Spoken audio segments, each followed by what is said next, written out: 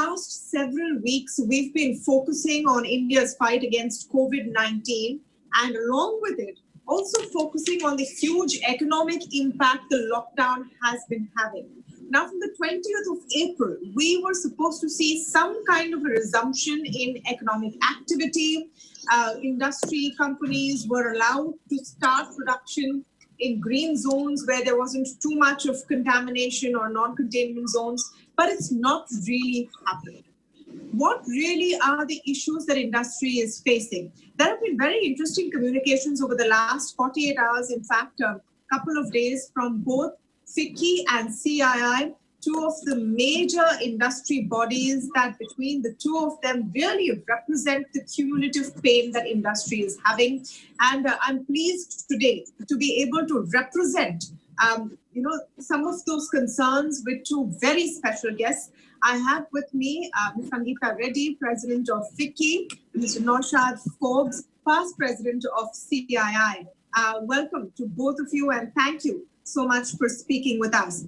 Before I begin the conversation, I just want to tell our viewers over here that there is a reason that we focus on industry's pain, because it impacts the overall economy, it impacts all of us, it impacts people getting salaries, spending money, and at the end of the day, it impacts the last man or woman on the street. So this is important for you, even if you are not really in business or in industry right now. So listen on.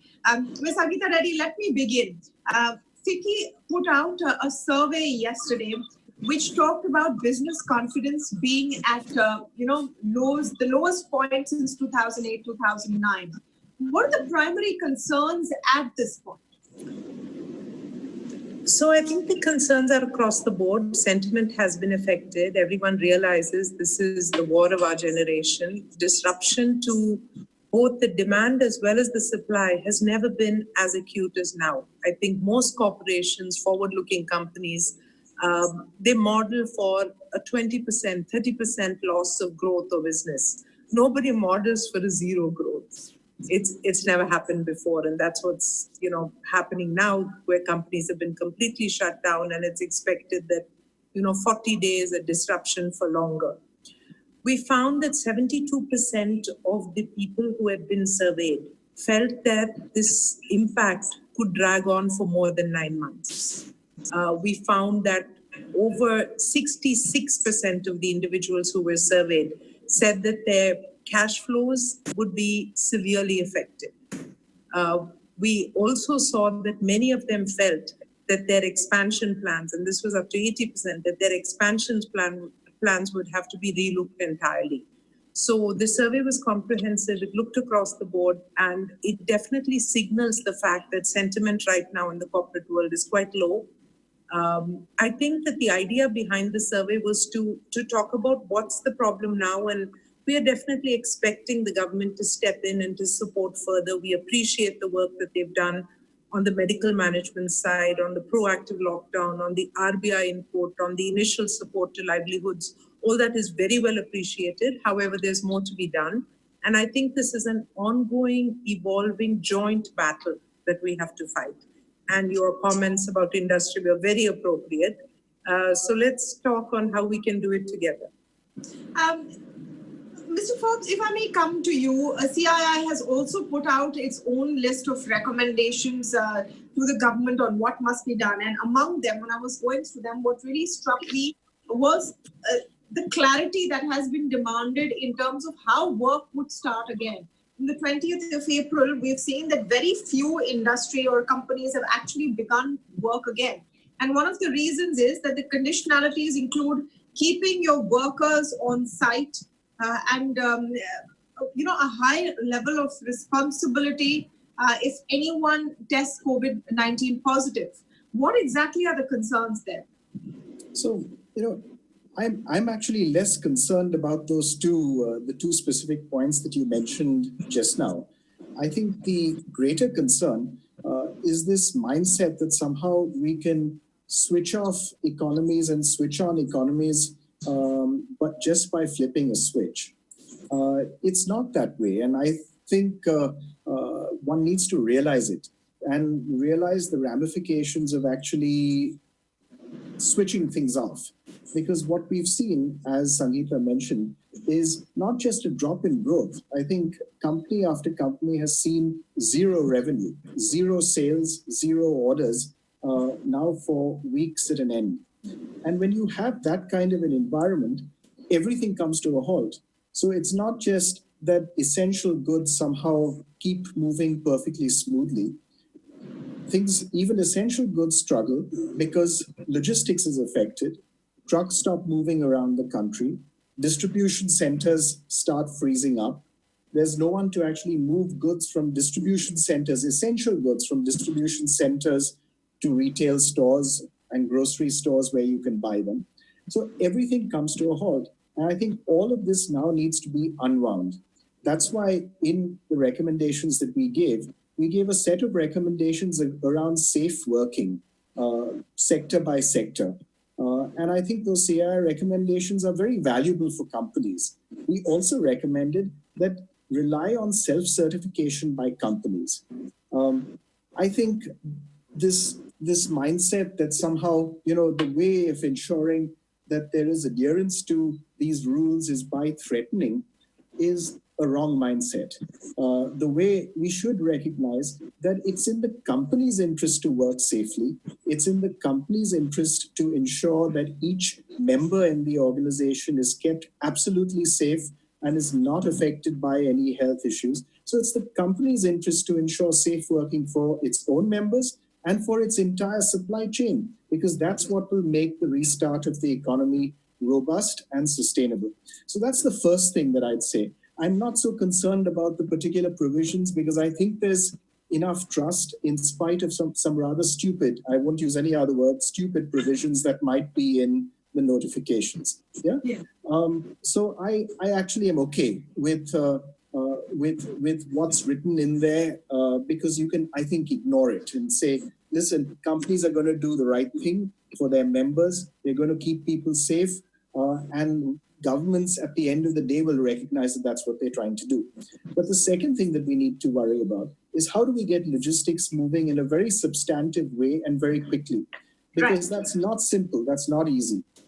It involves a great deal of coordination. So one of the things we've recommended is a center state coordinating body, a body that's fully empowered, which includes ministers from the union government. It includes the home secretary from the union government.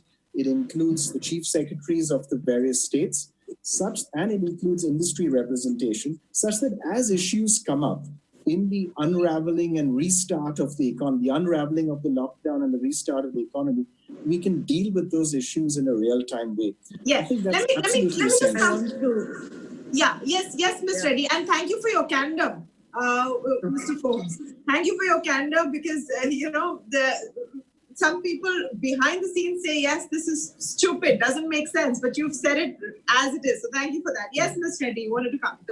So I just want to add that I think it is important to make modifications. Those so-called, what are presumed to be stupid rules are actually the operating rules on the ground. So if an employee gets threatened under Section 188 or a CEO is told that if any one of their employees get positive for COVID after they open up their factories, then they are liable to be prosecuted criminally.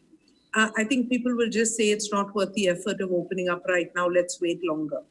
And on the other hand, if your dealers are not open and the retail stores are not open, why would you open manufacturing? So this is kind of counterintuitive. It is important to get those rules modified because smaller companies will not be able to, manage if a government agency threatens them. And I think we must think of MSMEs and other factories who may not have the muscle to stand up against these kind of laws. And that's happening on the ground already. I think the other big thing we need to contend with, and I agree with everything that Naushad said, but I would also add on the fact that labor, how do we get labor to return to their work spots? I think this is a huge, huge issue and this needs to be carefully dealt with. It's not just the transport related to it, but the mechanism, a sense of, if we stay back in the village, we'll at least get food. There's a sense of uncertainty about the entire scenario. And the other big one that I'd really request media to tackle is that there's a whole negative connotation around the virus.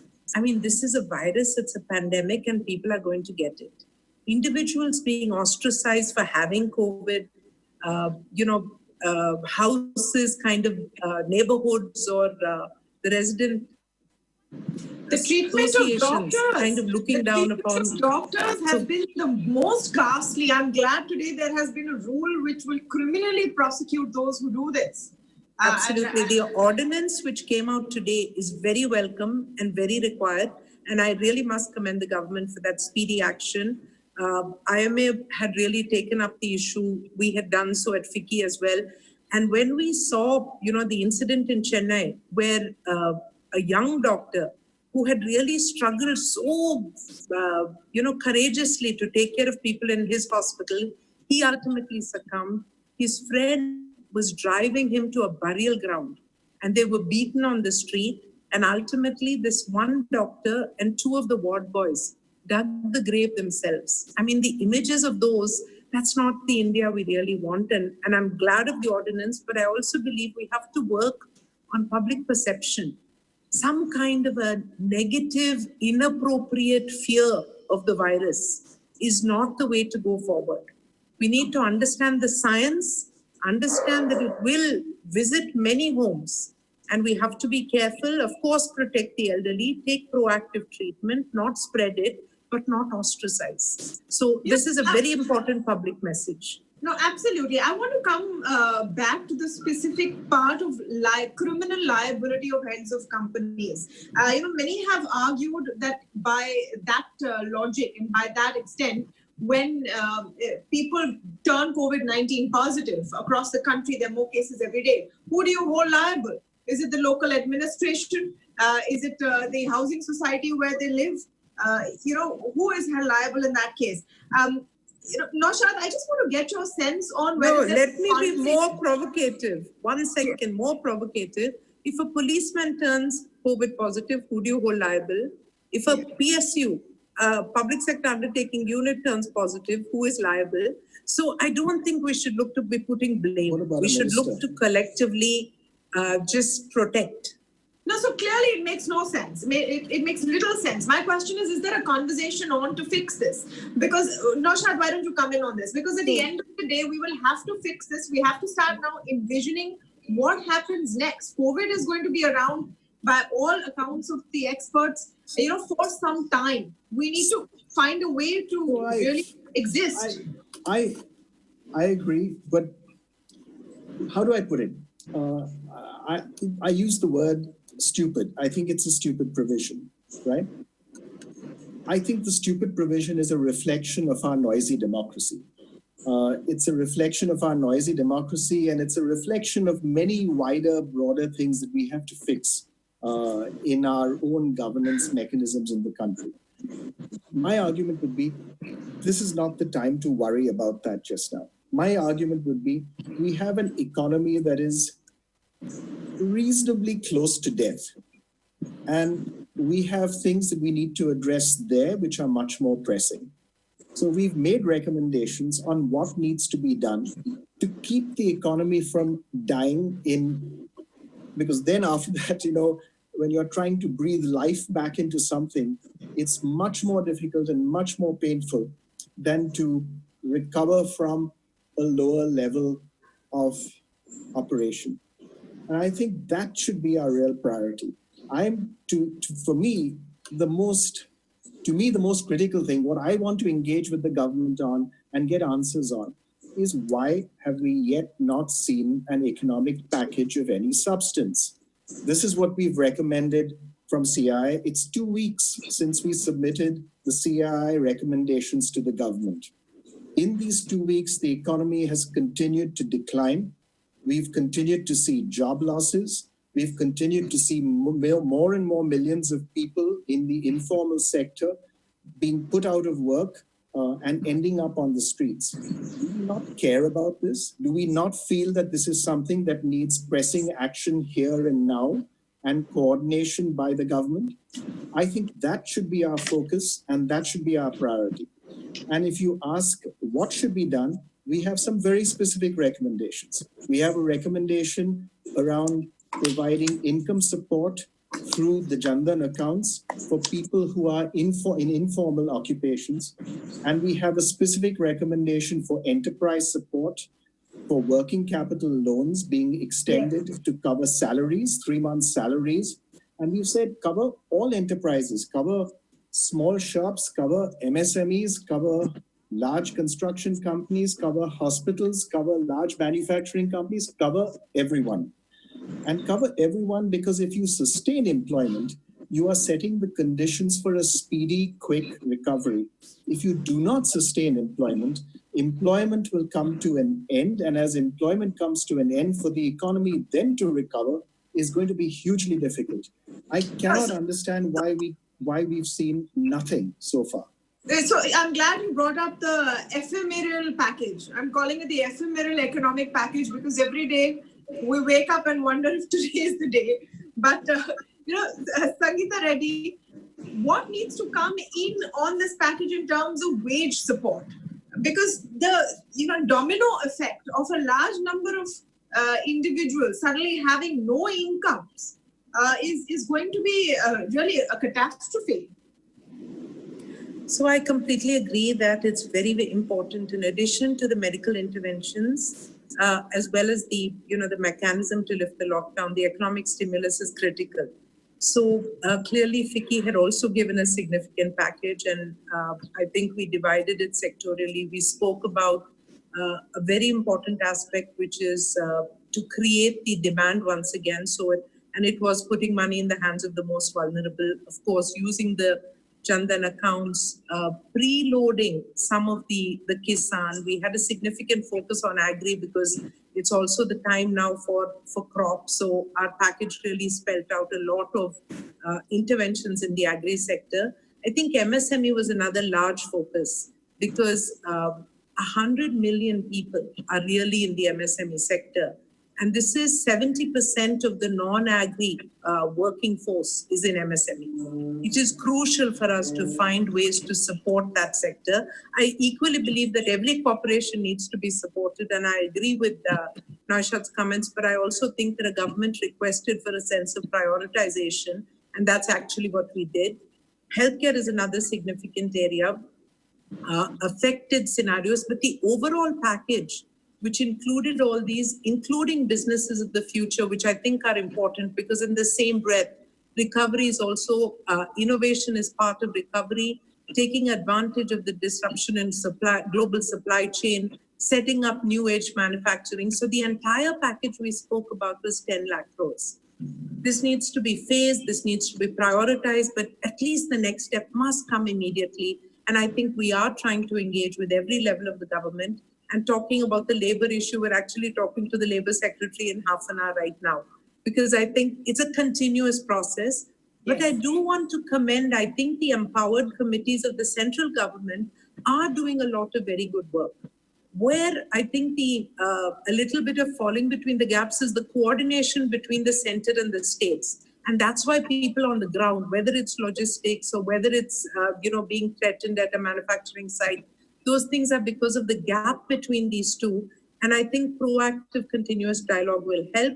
But on behalf of FICCI, I must say that we also eagerly await the economic package. And I think all associations together are approximately saying the same thing. That's please put significant money in the hands of people, protect the businesses and industry, because industry is the critical link between the government and the consumer.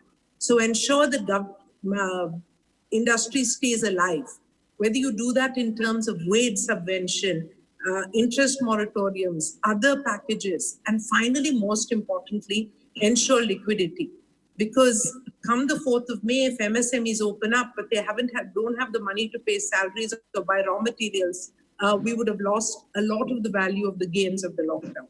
So it is complex, but it needs proactive action today. Yes, absolutely. And we hope we see that proactive action coming sooner than later from government as we wait. And not just one package. It has to be, a series of decisions which give confidence to start work again. The Indians need to start moving again because this is the new reality we have to get used to. Thank you so much, Sangita, Reddy, Naushad, Forbes, for speaking with us today on the India Development Debate. It's been an absolute pleasure. Thank you. Pleasure being with you, and all the best to all of us. Stay safe. Good luck. Thank you. Thank you. Thank you so much. Bye-bye.